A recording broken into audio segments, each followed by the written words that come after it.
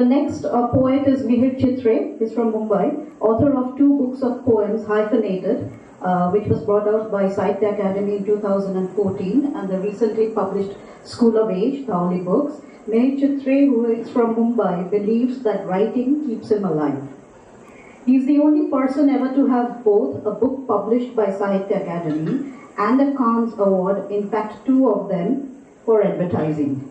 And that too, both before he turned 30. I think he's now turned 30. Anyway, he is also the only person to have been featured in the Poetry 40 Under 40 anthology and advertising's 30 Under 30 list. Again, both before he turned 30.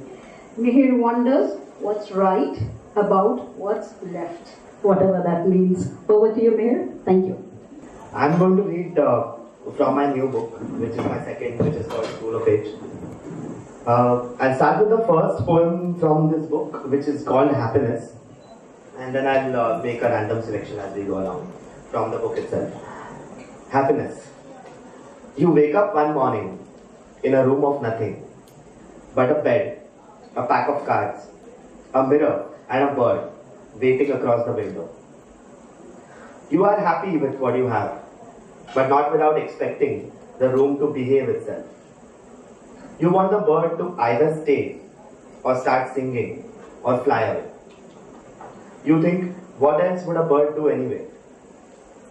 But the bird flies in and shits on you and then explodes. How, why, you don't understand. Your room is on fire. Your bed starts looking like a pyre. Around 12 cards by now have turned to ash. You wonder what your chances are of getting a trio. Then you run for your life, but not without glancing into the mirror to see if at least you look the same. Same as what? You forget. The next one's called Mind Maps, in memory of Deepa ma'am. Would it be better if every new thought were in the most obvious relation to the last? Like saying 8 after counting to 7, or Churchgate after Grant Road, Churney Road, Marine Lines. But sometimes at 7, you think of wonders, or lucky numbers, or the height of your favorite wrestler. At Marine Lines, of theft, hunger, drug overdose, or the ghost your friend quipped about at the station bridge. The reason why Shrenik could guess France in a flash when his best friend said Shweta in a game of Taboo is why lines aren't the only shape that exists. Would it be better if the train of thought were actually a train and not a buoy in the Atlantic of your subconscious, where love, power, and ambition were a triangle in which the rest of the world drowns? Would it be better if every time someone said salary, I thought of alcohol and EMIs and not the accountant I saw falling to death, despite all my self-proclaimed might to make the world a livable place? This one's called 1001 Nights. I bet he wouldn't give it another night had Shahryar heard the first story from someone else. And who knows, someone may have tried it before. It was a wit slashing through his mind, the courage to put her life on the line for an idea, and the faith to pull it off, which have escaped the long passages of 1001 Nights, are what changed the king's mind. Patriarchy reduces a woman to a heart and a man to heartlessness. But show me a man who in private wouldn't fall for a Scheherazade, for the eternal light of her words. We talk about the power of stories, but in fact, we talk about the power of people in the form of stories, because people are too difficult to talk about as themselves. This one's called Similarities and Differences. You invade my English like Old Norse. October destroys like a drunk horse. In fact, everything is like everything else to some extent. And nothing is completely like anything but itself. A novel is similar to a novella, you think, and different from, say, a dog, or a star or suicidal eyes. It's the way you see it. Both a novel and a dog bark occasionally in their own way, and a star can both illuminate you, can't they? And haven't you ever read a novel with suicidal eyes? Even Hiroshima is like a comb, in at least that both exist.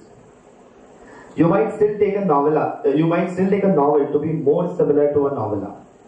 The register of your mind is an exclusivity eager to transcend. You might say there is nothing quite like the Taj Mahal or like old stationery. But in fact, there is nothing quite like Agra either, or like India, Asia, the earth, or the sorrows it nurtures. Even a sorrow is not exactly like another sorrow. The word sorrow, like all words, is a metaphor to sorrow and not what it really is. We think that poetry exposes, that language undresses the universe. Though language is the fashion brand, our thoughts walk the ramp for. The way hope leaves the soul and the way it does it again a few years later are both unique, like the word unique, like the elongated curve of her handwritten C, which help you place the idea of unique. So this one's called Delhi, March 2014. I'll remember you as the slow Akshardham sunset that emptied me one final time. When you write a goodbye with listless sunlight on the slate of a national highway and pull out from the drawer of the hour this diary fat with rancid dialogue, confessions barbecued on manless JNU streets, and the Rubik's Cube of anachronistic calendars. You bring me to the weightless static of outer space, or that of a cheap room in Paharganj, where the bindi stuck on the blue-green windows swells like a lewd story. As the night, twisted between rum and ganja, dies in a distant whiff, and as the world loses its balance from crunchy chocolates to neutron stars, you arrive in an invisible sky, like a missing aeroplane, and I remember you, charred. So this is called the other one. Only a fraction of you is at play on days when a meal is a meal. But when a meal isn't a meal, language is a slip of tongue. When you're in love, the rest of you shows up. Like an adopted brother you thought you threw off the cliff years ago to avenge the life he never lived. This one is a poem called Tonight at Noon. There is a poem called Tonight at Noon by a Liverpool writer called Adrian Henry who wrote in the 80s. And it's a poem I love. So this is in response to his poem. It borrows the first and the last line from that poem, and that's about it. But it's a response to Adrian Henry's poem. Tonight at noon. Tonight at noon, all of us grow up to become children. Everybody gets their dues and more, and everybody precedes their reputation. Tonight at noon, a black American cracks a white joke to a white audience, and it's funny. A toddler asks in the panchayat what a Brahmin is, and neither his parents nor the sarpanch have a clue. 5 girls in Haryana wear miniskirts and low necks to woo the only boy in the history class. The 10-year-old Naren launches a surgical strike on the 8-year-old Imran in a snow fight and recites Lal Dead over kava and apples along the banks of Chenab. A man maintains at least a foot-long distance between him and the girl on the bus. Any touch is either warm or sensual and always consensual. And a woman whose conscience is awakened after falsely accusing a man of misconduct is forgiven with anonymity. Tonight at noon, a Heinrich Himmler is watering the plants at the Hanging Gardens of Auschwitz. YouTuber Joe Stalin performs a piece about the impossibility of communism. A Yudhishthir and a Duryodhan compete for PM in the Democratic Republic of Hastinapur.